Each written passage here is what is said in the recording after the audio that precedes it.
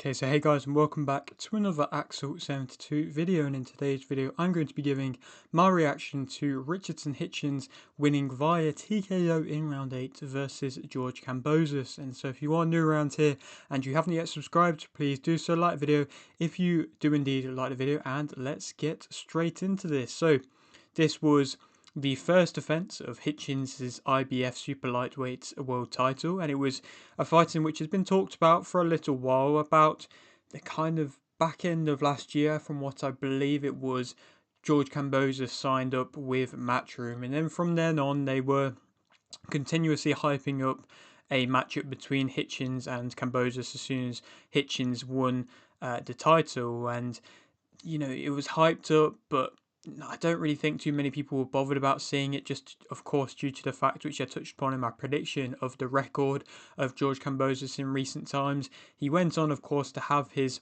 kind of tune-up fights against Wiley, which was not the best of performances, and I mean, did enough to earn Wiley a contract, if that's, you know, enough to say that it really wasn't the best of performances for Kambosos. And then he came into this fight, and I just thought, to be honest, that he was very underprepared. I thought that he just wasn't ready for it, and I thought he was going to get kind of shown up and dominated just by Hitchins doing the basics, and pretty much that was what happened. I mean, I said that it would have been a unanimous decision victory for Hitchins, but he went on and was able to get him out there with some nice body work. It's the first time in which I'd seen Hitchins really go to the body. If he'd have done it earlier, perhaps he could have got him out of there earlier, but I mean, for the most part, everything he was throwing was pretty much landing. Kambosos was just slapping away with a jab that was aimless and didn't have any power behind it, and wasn't even reaching the target. It was just such wasteful shots in which he was throwing. He was just not getting in range at all. Wasn't really causing any sort of problems to Hitchins, who was on the back foot, but is just known for being able to fight really well on the back foot anyway. So it was just, like I say, a very comfortable win for Hitchins, which, you know, inevitably it was expected, and to be honest, really does lower the stock of wanting to see Kambosos Jr. back again. For Hitchins, you know, that was, like I say, a very good performance. Did what he had to do against a former champ, and you know, when he was kind of creeping forwards at the end of the eighth, or kind of at the middle of the 8th round, you could see that there was intentions to actually get a stoppage there, and that's something in which I hadn't really seen from Hitchins before that. Of course, he's not really been known for getting these stoppages, but if this kind of more aggressive instinct of being able to see stoppages and actually going out there to try and get them is coming, then I think we could be in with the possibilities of seeing Hitchins as being quite a big star in the future. And if he is progressed and gets to big fights when he actually deserves them, then I think he could definitely go on to, like I say, achieve big things and get the fans behind him, because I think he has a decent fan base at the moment, and I think all the other American big names are recognizing him as a big fighter, but I just don't know if they are willing to fight him. After the fight, Hitchins, from what I believe, said he was a free agent, which was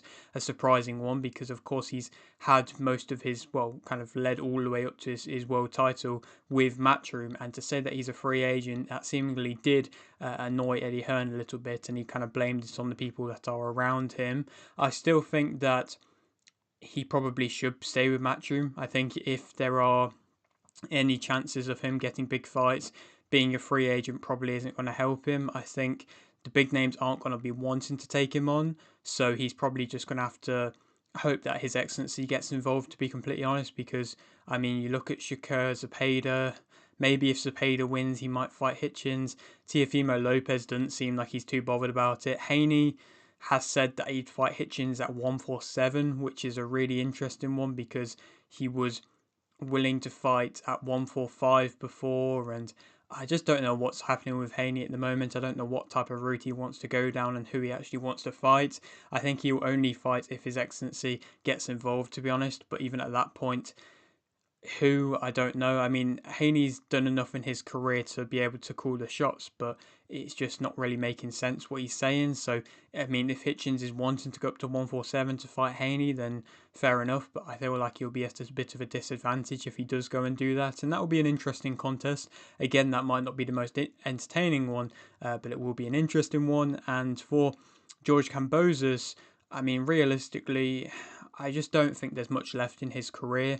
I think that he's had his highlight moments in beating Teofimo Lopez, which is something in which has aged incredibly well, and something in which not many fighters are able to get a moment that big in their career. And for the fact that George Kambosos was able to do that, it's got him to this point where he is now, where he's been still getting basically given these world title opportunities without fully deserving them. But again, I've gone through his record in recent times kind of enough now, and you just look at it and you just don't think there is really too much left. He's had his opportunities on multiple occasions to fight multiple different styles of champion, and he's just never really been able to do enough to be able to get there. And even when he does take steps down, he doesn't look that good at all. So I think perhaps he should retire. I don't believe that he really has too much of a chance of rebuilding. Yes, he's only 32 and he's had 26 fights, which isn't an incredible amount of fights, but again, like I say, when you get to a point where you're just seemingly so weak to the body, I mean, he got hurt earlier in the fight to the body as well, and it just, you can see him wince, and Lomachenko really exposed that in their fight, and it's just, like I say, when there's a clear weakness and it's something physical, you just can't really do too much about it. And like I say, I just don't believe that there is anything left for Kambosos. He's had a very good career. He's definitely most likely overachieved, and credit to him, but still, like I say, he's had multiple attempts at fighting for a world title to try and get back to that level, and he's just never really been able to do it. And this now being stopped by a fighter who isn't typically known for stopping you or for stopping fighters, it's just not a good look. And so, like I said, I probably would like to see him retire now. To speak about a couple of other fights on this card, Andy Cruz won via TKO in round 5 versus Hironori Mishiro, and that was an excellent fight from him. I think he has the real capabilities to really push and to really get into a good position. And I think he could perhaps become like a fan favorite fighter at some point. And if he lives up to his potential, which of course is massive, and he has a lot of pressure on him to do that, if he's able to do that, and I think the matchups are going to get a lot harder now, then I think he could definitely, like I say, become a fan favourite, become a pound for pound star. I think he's at a perfect point realistically now to get a world title shot. I mean, I still believe His Excellency will probably have to get involved, but I think he will. I think His Excellency will get involved, make Raymond Muratalla versus Andy Cruz. Muratalla realistically doesn't really have that many options. He isn't a big enough name himself to go on to try and call out the other names in the lightweight division. So again, like I say, realistically, I think it makes sense. I mean, when you look in them rankings, there isn't really any other better fight. And I think Andy Cruz, if Raymond Muratalla beats Andy Cruz, then I think you've got to give Muratalla a lot of credit, and I think that would be a huge win for him. But if Andy Cruz is keeping on the way that he's fighting, then I think he could really cause Muratalla some problems, and it could be a great win for him. And like I say, I mean, the way that he dismantled Mishiro in this fight, he really again just showcased levels, and it was really clear and obvious that everything he was landing was having so much more of an effect and was causing damage from the get-go. Mishiro just looked like he did well to get to round 5, to be honest, after getting dropped twice in round 3. So again, Andy Cruz looking dominant, getting a TKO victory when perhaps he could have been overlooking this fight and thinking just about the world title on the horizon, but now he's putting himself in a position for a world title where the fans are really wanting to see him get a world title shot as well because of the fact he's getting these stoppages. And so, like I said, I believe it probably will happen next. But I did like the little video that they put out with Andy Cruz saying that he didn't get a Father's Day call from Keyshawn Davis. I thought that was quite funny. And again, I believe the fans are going to get behind him over Keyshawn Davis, especially at the moment after what we've just seen this past couple of weekends ago from Keyshawn Davis missing weight and the whole fiasco that he was in. I think the fans are going to get more towards Andy Cruz's side, even though he isn't an American-speaking fighter. I think he has that humour about him, and again, like I say, I think the hype's on his side now, and hopefully we will still see the Davis fight at some point. And one more fight in which I wanted to speak about that was on this card was Teremoana winning via TKO in round 1 versus Aleem Whitfield.